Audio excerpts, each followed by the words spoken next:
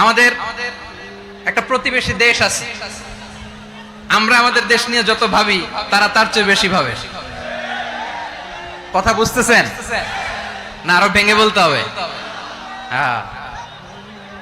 আমরা আমাদের দেশ নিয়ে যত উদ্বিগ্ন, এদের আরো টেনশন বেশি।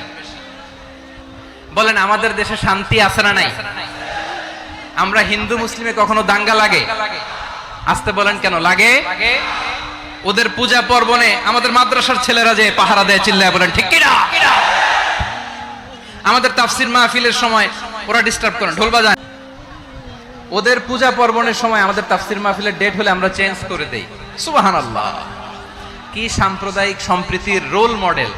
আর ওই বাংলাদেশের ব্যাপারে তারা অনেক ডিস ইনফরমেশন ছড়াচ্ছিল। ভারতের অনেকগুলো গণমাধ্যম, আমি জেনারেলাইজ করব না, আমাদের প্রতিবেশী দেশের সব গণমাধ্যমকে আমি দোষ দিতে চাই না, অনেকগুলো গণমাধ্যম তারা ডিস ইনফরমেশন শেয়ার করেছে। ডিস ইনফরমেশন আর মিস ইনফরমেশনের পার্থক্য আছে। মিস ইনফরমেশন না জেনে ভুল বুঝে একটা মিথ্যা বা ভুল তথ্য ছড়িয়ে দেয়া, এটার ক্ষমা আছে, এটার কি আছে?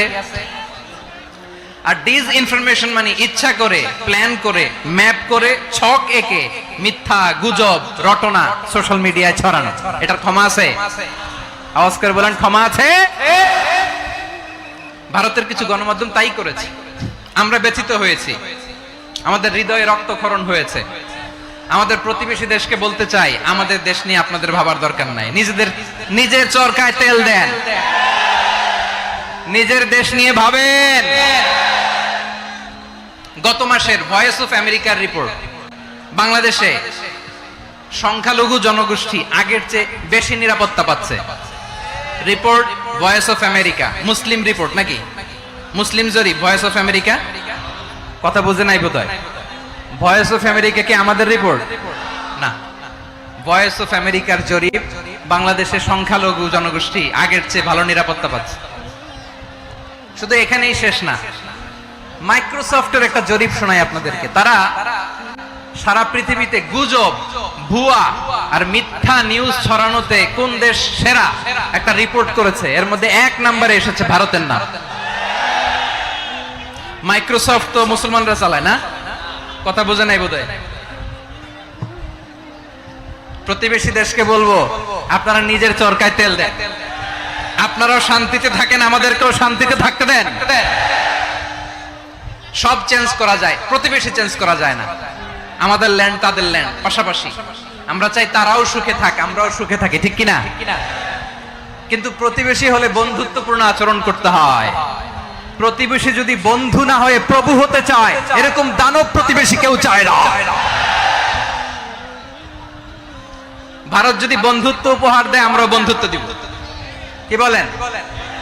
তারা যদি বন্ধু সুলভ আচরণ করে, আমরাও বন্ধুত্ব উপহার দেব। কারণ আমাদের পররাষ্ট্র নীতি হচ্ছে সবার সাথে বন্ধুত্ব, কারোর সাথে বৈরিতা নয়। আলহামদুলিল্লাহ বলেন, কত চমৎকার পলিসি আমাদের।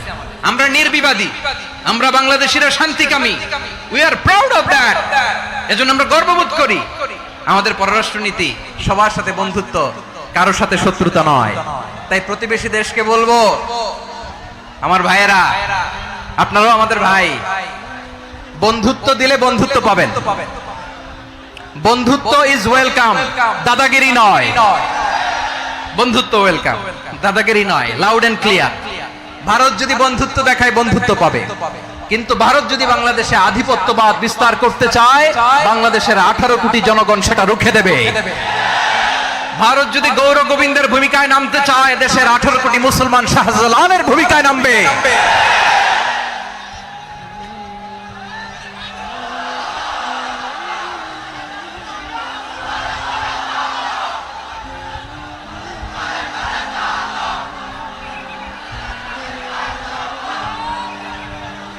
প্রিয় ভাইয়েরা, আমরা বন্ধুত্বে বিশ্বাসী, শত্রুতায় নই, ঠিক কিনা বলেন? আল্লাহ আমাদেরকে বোঝার তৌফিক দান করুন। তাহলে এই যে তারা বলেছে এদেশে সংখ্যালঘুরা কষ্টে আছে, দুঃখে আছে, এটা কি ঠিক? বলেন, এটা কি ঠিক? না, তারা ডিস ইনফরমেশন শেয়ার করেছে, এটা ঠিক নয়। আমার প্রতিবেশী বন্ধু রাষ্ট্রকে বলবো, আপনারা এটা করবেন না, এটা করবেন না। আমরা শান্তিতে আছি, আপনারাও শান্তিতে থাকেন, আমাদেরকেও শান্তিতে থাকতে দেন। এই যে চিটাগাং এর অ্যাডভোকেট আলিফ হত্যাকাণ্ডে গোটা বাংলাদেশ আমরা ধৈর্যের পরাকাষ্ঠা দেখিয়েছে, চিল্লায় বলেন ঠিক কিনা? আমাদের নেতা আমাদেরকে ডেকেছে, আমরা শান্ত থেকেছি, আমরা শান্ত থাকতে চাই, আমরা ঐক্যবদ্ধ থাকতে চাই, যে কোনো ষড়যন্ত্র রুখে দেওয়ার জন্য